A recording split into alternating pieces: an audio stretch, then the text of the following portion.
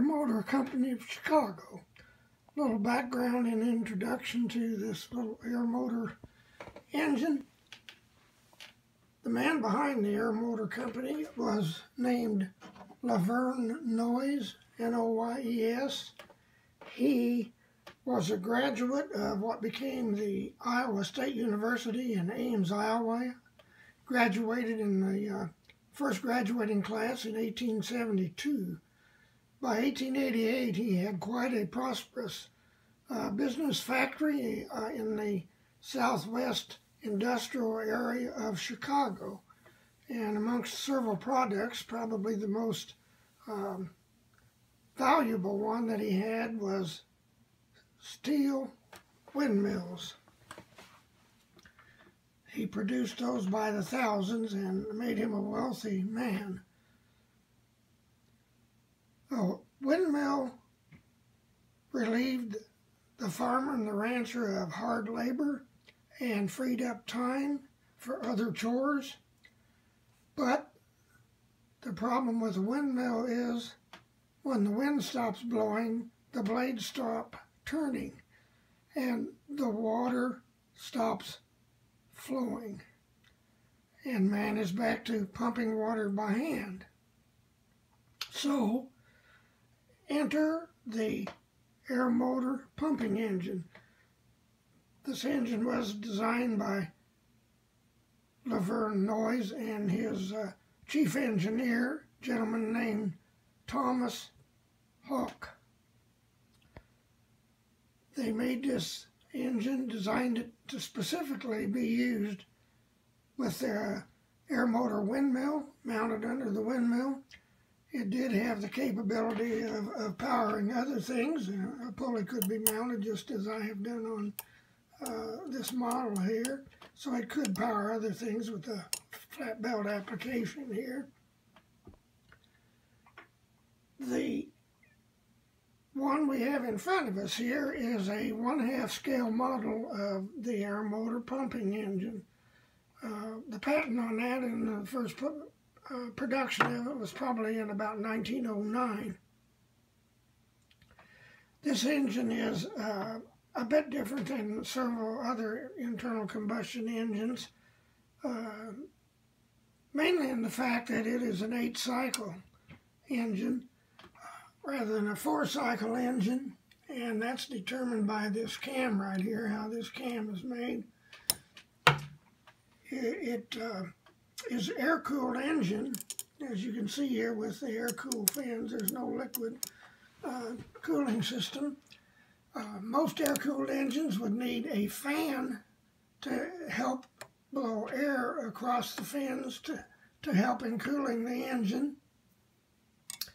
This one does not have that, or it would have, in addition to the exhaust port, it would have another port back on the cylinder here where heated gas could escape to cool the engine. So this one, cooling is done by the fact that it's an 8-cycle engine. So it's got a couple more revolutions in there to purge the engine of the heat from the previous explosion to cool it off, so it can keep working, keep running.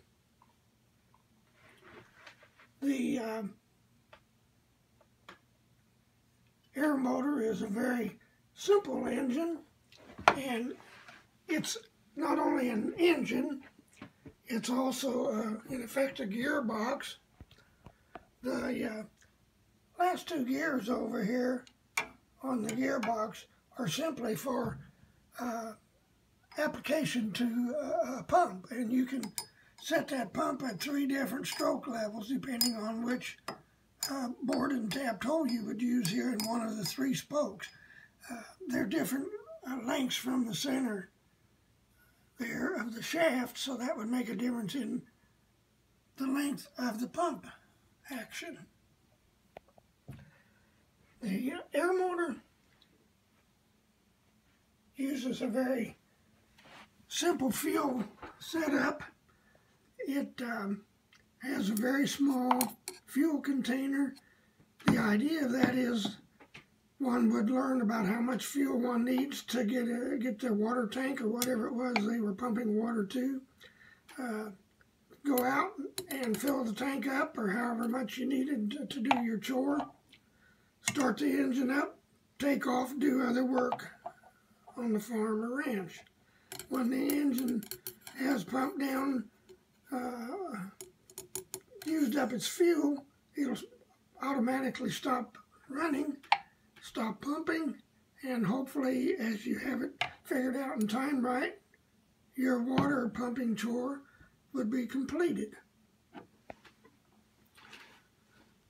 The Aermotor is a hit and miss engine. It's governed by a hit and miss principle. The engine's brains are in this governor, and this governor is adjusted here by this ball weight right here in the flywheel. That determines when this engine hits or misses by holding the exhaust valve lever down, which holds the intake valve, which is here on the top, and it is actuated by the exhaust lever, which runs practically the whole length of the engine. Little unusual setup here. Even when you have a walking beam type valve lever, exhaust valve lever here, usually they were probably ran from underneath and mounted underneath, and your exhaust valve is underneath. In this case, the valve underneath is the intake valve, which uses no cam. It is atmospherically operated.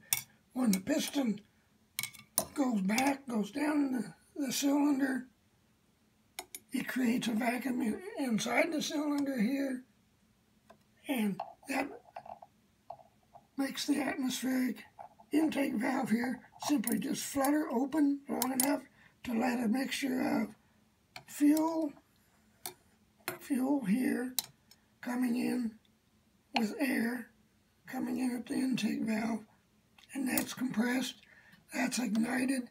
This engine uses an igniter, not a spark plug. It's a low tension igniter system, so there's breaker points inside here on the igniter. They stay open until it cycles around and it briefly closes them, and then it breaks them, it makes them, and it breaks it. When that points are, when they break, there's a spark produced. The spark ignites the mixture of fuel and air inside the cylinder. An explosion occurs. There's internal fire, internal combustion engine. That pressure has to go someplace, and the least resistance is driving that piston back down the cylinder. And that in turn, with a crankshaft back here through a connecting rod, is going to make motion that will turn into rotating motion. It'll be rotating motion here as the wheel will go round and round. You want to be sure that everything's oiled well when you're using that, running an engine. Want to mention safety, always be safety first. Any moving parts are dangerous, particularly on an engine like this that has more gears than many would have. You don't want to get any loose clothing or any jewelry or any necklaces. Don't want to get your hair or fingers or anything in that, because it will injure you. It will eat you up. Even this small scale model will do so. So treat it with respect. Think safety first all the time. Anytime you're servicing it, oiling it, or what have you, be sure to shut it off before you touch it. Just mention briefly here when we were talking about the fuel. The fuel used in the model here is a Coleman fuel with a couple of drops of probably Marvel Mystery Oil. WD-40 would also work. This is it's called a mixer. It's an early term for a carburetor, mixing the air with the fuel. And this is your needle valve adjustment right here. This is your choke. The choke just simply turns in and out. Goes in and out here. And that way you have a choke. Covers it up. This is the muffler. Let's talk a little bit more about lubrication. The cylinder is lubricated by a drip oiler here, side drip oiler. And in the case of a half-scale model such as this, it doesn't take much, and you want to use a very light oil. In fact, you want to use a light oil on all your oil holes and all the other moving parts. Most modelers tend to use either 3-in-1 oil, or I also like using sewing machine oil. What I like about sewing machine oil is it's not petroleum-based, it's paraffin-based. And a paraffin base will not attract dirt and lint and dust nearly as much as what a petroleum-based oil will attract, such as 3-in-1 oil will. You can see maybe hopefully these little small oil holes here on the shaft. You'd want to drip a little oil in each of these before you run it. And all the moving parts here that move, you would want to put some oil on those. The main bearings don't use grease cups, they use these oil cups. And so you'd want to put oil down in the oil cup here. Close that up. There's a crank guard and gear guard, which is there for safety purposes. So treat it with respect. Think safety first. Remember that. The electrical power that is needed to run this engine, to fire this igniter, and to create an internal explosion is accomplished with a low tension coil, and I'm using a small rechargeable battery here. It's a 12-volt battery. This is a low tension coil. A spark plug is a high tension, and the high tension coil is a different setup than what this is. But let me just show you real quick the hookup for this engine here. I've just got on little test wires, clip wires here, but it would be the same hookup for any low tension igniter engine. As I say, the high tension spark plug engine is a different scenario. So this one you would use